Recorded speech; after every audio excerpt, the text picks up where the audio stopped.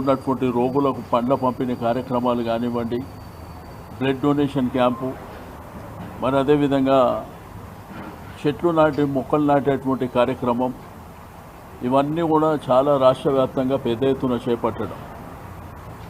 ఇక్కడ రేపు ఉదయం 10 గంటల నుంచే చాలా కార్యక్రమాలు, ఒకవైపున డప్పు నృత్యాలు కానివ్వండి, లంబాడా డ్యాన్సులు కానివ్వండి, మరి కార్యకర్తల చాలా బ్రహ్మాండంగా కార్యకర్తలు కూడా కార్యక్రమాలు నిర్వహిస్తూ ఉన్నారు. దాంతోపాటు మన హాల్లో కూడా సాంస్కృతిక కార్యక్రమాలు, మరి జానపద గీతాలు, తెలంగాణ పాటలు కూడా మా కళాకారులు బ్రహ్మాండంగా రేపు నిర్వహించడం జరుగుతుంది. కాబట్టి అందరూ కూడా వారి వారి నియోజకవర్గాల్లో, వారి వారి డివిజన్లలో కార్యక్రమాలు నిర్వహించుకొని అందరూ కూడా పెద్ద ఎత్తున భవన్కు రావాల్సినటువంటి అవసరం ఉన్నది. అందరూ కూడా ఆహ్వానం చెప్తా ఉన్నాం.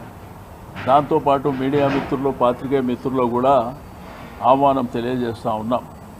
ఎందుకంటే మా నాయకుని పుట్టినరోజు జరుపుకోవడం అనేది ఒక పండుగ వాతావరణంలో మా అందరి అదృష్టం. కార్యకర్తలకు, నాయకులకు, ముఖ్యులకు, వారిని అభిమానించే వారికి అందరూ కూడా మరి ఎంతో ఆనందదాయకమైనటువంటి సందర్భం. గ్రామీణ ప్రాంతంలో రైతాంగం ఇప్పటికే 3-4 రోజుల నుంచి బ్రహ్మాండంగా వారి పుట్టినరోజు వేడుకల్ని నిర్వహిస్తూ ఉన్నారు.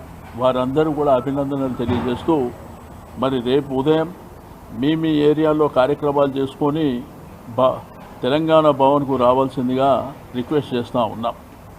కాబట్టి అందరు ఆహ్వానితులే, అందరినీ కూడా మరి పెద్ద ఎత్తున రావాల్సిందిగా కోరుతా ఉన్నాం. ఓకే.